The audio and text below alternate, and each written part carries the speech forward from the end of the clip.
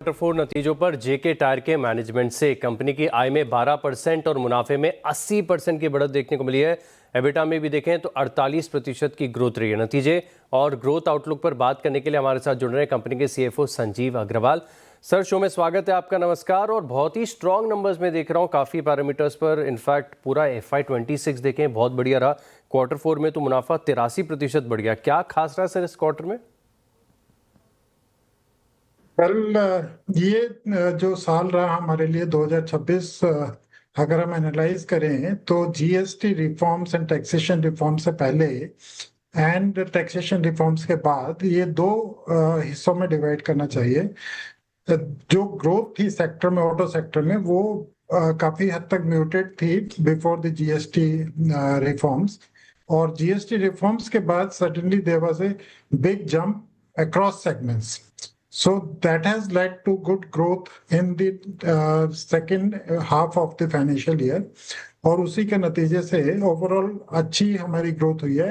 In fact number अगर देखें तो 11% की डबल डिजिट ग्रोथ हमने रजिस्टर की है कंपनी की पूरे साल में। एंड क्वार्टर फोर भी काफी अच्छा रहा है। एंड दिस हैज ये भी ओईएम की ग्रोथ और रिप्लेसमेंट मार्केट, दोनों मार्केट्स में काफी अच्छी ग्रोथ रही है। ग्रोथ तो काफ़ी बढ़िया देखने को मिली है। इनफैक्ट दर्शकों को बता दूं कि जो इंडिया बिजनेस की वॉल्यूम है इसमें तो 21% का इजाफा देखने को मिला। अब सर, बड़ा सवाल यह कि क्वार्टर फोर के नतीजे, वॉल्यूम्स बहुत बढ़िया आ गए।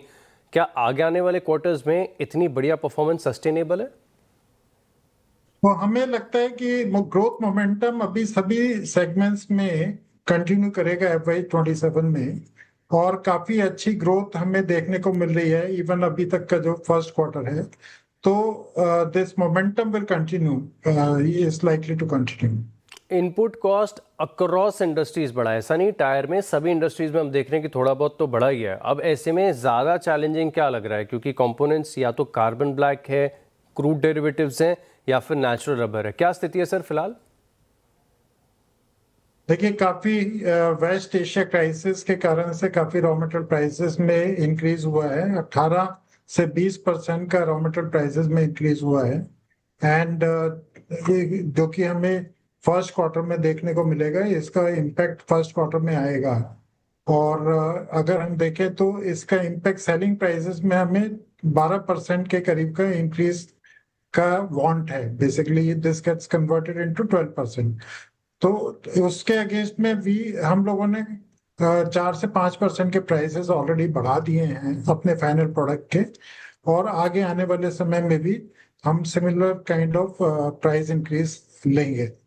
तो इम्पैक्ट को हम लोग कोशिश कर रहे हैं मिनिमाइज करने का, क्योंकि डिमांड ग्रोथ मोमेंटम काफी अच्छा है, आगे आने वाले टाइम में डिमांड अच्छी है। तो हमें लगता है कि हम लोग काफी हद तक इसको पास ऑन कर पाएंगे। कुछ एक इम्पैक्ट तो रहेगा फिर भी, बट हम लोग कोशिश कर रहे हैं कि कितना मिनिमाइज कर सके इम्पैक्ट। बिल्कुल, बहुत बहुत धन्यवाद सर आपका हमारे साथ जुड़ने के लिए और विस्तार से चर्चा हमारे साथ करने के लिए। चलिए इसी के साथ रुकते हैं।